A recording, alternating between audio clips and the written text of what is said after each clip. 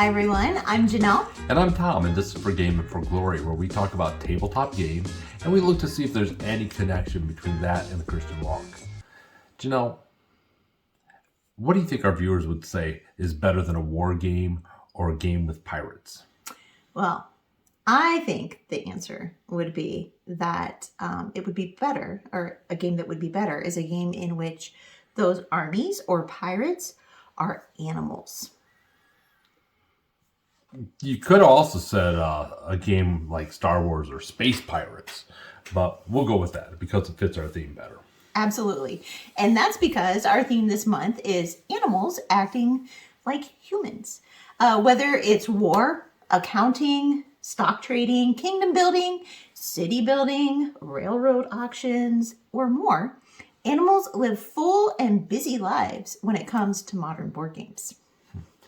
When you're talking about games like Root and Honey Buzz, Raccoon Tycoon, and Bunny Kingdom or Tiny Towns, and of course the king of all of them, Everdell, you aren't talking about games that have necessarily the same mechanics or the same style, but they are just games that use animals.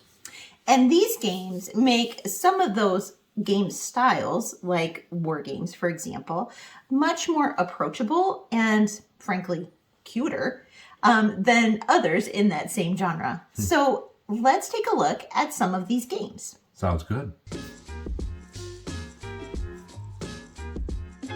Life is war. At least it is in the wild, where animals are seeking to demonstrate dominance and control of the woodland. In Root, each player's faction has unique capabilities and different victory conditions.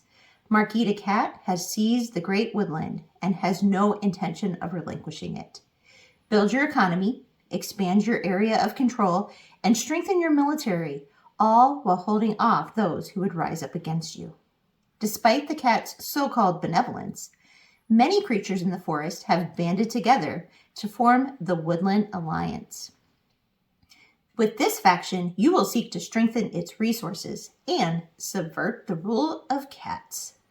The once proud Eyrie, birds of prey, who had ruled the woodland prior to Marquis the Cat, have found a new commander, who they hope will lead their faction to resume their ancient birthright. There's also a wandering vagabond or mercenary who's able to move through the more dangerous woodland paths. Though he may sympathize with the Alliance's hopes and dreams, he's also old enough to remember the great birds of prey who once controlled the woods. The stage is set for a contest that will decide the fate of the great woodland. It is up to the players to decide which group will ultimately take root. So one of the things I really like about this game is the variety of ways that you can play. As far as the asymmetry, each faction not only has different goals, but they have different ways that they pursue those goals. In fact, like the Vagabond, he's not even trying to win the war. He's got his own little personal agenda. So I think those things are really cool. The other thing I think is that because it is a war game, it's so much more approachable with animals that it brings people into this idea of this kind of game that maybe wouldn't normally play one. So now let's move on to another game called Ahoy. In Ahoy, players take on the roles of swashbucklers and soldiers seeking fame on the high seas. In this asymmetrical game, players will choose between factions, playing as the Bluefin Squadron, the Mollusk Union, or smugglers. The Bluefin Squadron enforces order on the waters with shot and sword. Each round, they gain fame by controlling regions. The Mollusk Union, an alliance of undersea creatures, fights to reclaim its ancestral home. Smugglers run blockades to smuggle luxuries and essentials, delivering them to those with the most coin. This is a game of exploration where the map is created new each time. As you play, you'll make a unique map full of treasure troves, dangerous wreckage, and mighty sea currents. Depending on the faction you choose, you will be playing either an area control game or a pickup and delivery game. You will place dice on your player board to take various actions. Explore and sail, load your cannons in preparation for attacks, battle, or repair your ship from damage. Additionally, each faction will have actions available that are unique to just them. And don't forget to add crew to your ship. And if you're a smuggler, make sure that you have the choicest cargo. The game end is triggered when a player has at least 30 fame. The player with the most fame wins. So one of the things I really like about this game is that it is compared to Root as far as being a smaller version of a battling game. But I think there's so many differences. One of the things I really love is that as you're going across your quote board, which is really pieces of puzzles, little squares, and you are going across and you say you're going to explore, and the map changes every game because of what you're doing and the rotation of things. I also really love that you can have two different games going on in the same game, but you're all competing against each other in spite of that. So while you may be fighting a war and the other person's doing smuggling, that person fighting the war may go ahead and decide to attack the smuggler just because they don't want him to get too many points and get too far ahead of them. I also think it's neat how the factions kind of, at least with the bluefin and the mollusk, kind of emulate that animal, because the bluefin's a little bit more aggressive. They're sharks. And the mollusks kind of like to stick together because they have lots of comrades, and they're about, perpetuating that. So I think that's kind of neat too. In Honey Buzz, you are a part of an industrious hive, making your honey and living the good life. But wait, the other woodland creatures have a sweet tooth and are tasted up for your golden goods. Fortunately, you and a team of savvy accountant bees have the solution: economics. So you seek payment in leaves, acorns, feathers, and bare paw prints to tote your honey and maintain peace in your hive. You will produce various types of honey in your own section of the hive, then visit the market to sell honey and pollen and fulfill orders. Can you win favor with the queen by being the most industrious bee accountant? So part of what I really like about Honey Buzz is obviously the theme, bees. I actually designed a little memory game around that theme, bees. So when I saw Honey Buzz, I was automatically kind of drawn to it because of that. But also seeing the components and the look of the game, it's just, to me, it's so charming. You have the little beeples. The artwork's very cute. You have these squishy little honey blobs. But as far as how the game plays, part of the cool thing, and I've said this before, so if you have watched any of our other videos, you probably know this about me, but I love that integration of theme and mechanic. And especially in the part where you're making your honey, the things you're doing really make sense from a bee perspective. Going out and foraging to look for that nectar, taking an action to fan and turn that nectar into honey. So that part's really neat. It's bees being bees. Right. But then the economics, the economy part brings in that, but also acting like humans part, right? Because you're, selling your honey at the market, and you're trying to fulfill these orders. I'm not huge on economic games, but it's in a really great, neat little wrapper. In Bunny Kingdom, players are rabbits, conquering a new world for their king. In this card drafting game, players will compete with each other to find the best of what this new world has to offer. Explore this new world in its different terrain. Construct cities and strongholds. Farm resources to make your fiefs prosper. Accumulate golden carrots and perform missions for the king.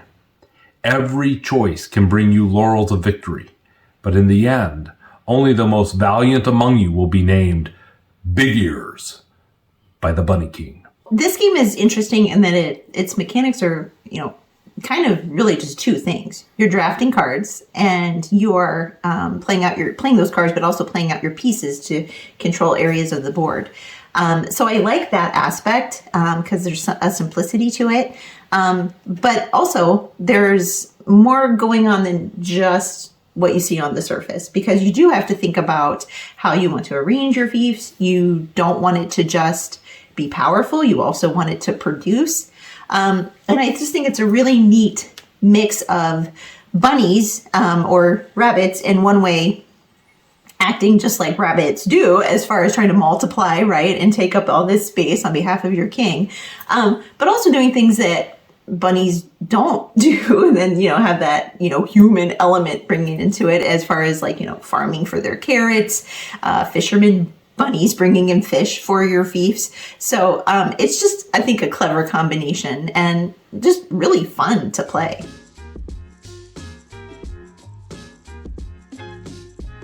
now, let's consider how this theme intersects with the truth we find in the Bible. Animals are found all over the Bible. Some are famous, like the fish that swallowed Jonah, but some are included for lessons that God uses to teach us. One example is Proverbs 30, which points to 4 creatures that are small but wise. 4 things on earth are small, yet they are extremely wise. Ants are not strong people, yet they store up their food in the summer. Hyraxes are not a mighty people, yet they make their homes in the cliffs. Locusts have no king, yet all of them march in ranks. A lizard can be caught in your hands, yet it lives in kings' palaces.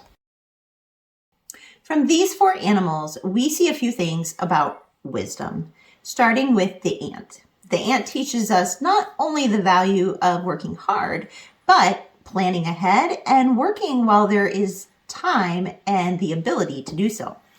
The Hyrax teaches us the importance about taking refuge in the rock, Jesus. Hyraxes are extremely vulnerable, but these creatures have the wisdom to hide in the cliffs among the rocks, depending on the rocks as their protection from birds of prey. The locusts band together and work together despite not having a king that tells them to do so. This teaches us the value of not isolating ourselves, of having unity, and of pursuing cooperation. Finally, we see the lizard. Lizards are so small that we can hold them in our hands. Yet, they have the ability to stick to walls, so no place is off limits to them, not even the king's palace.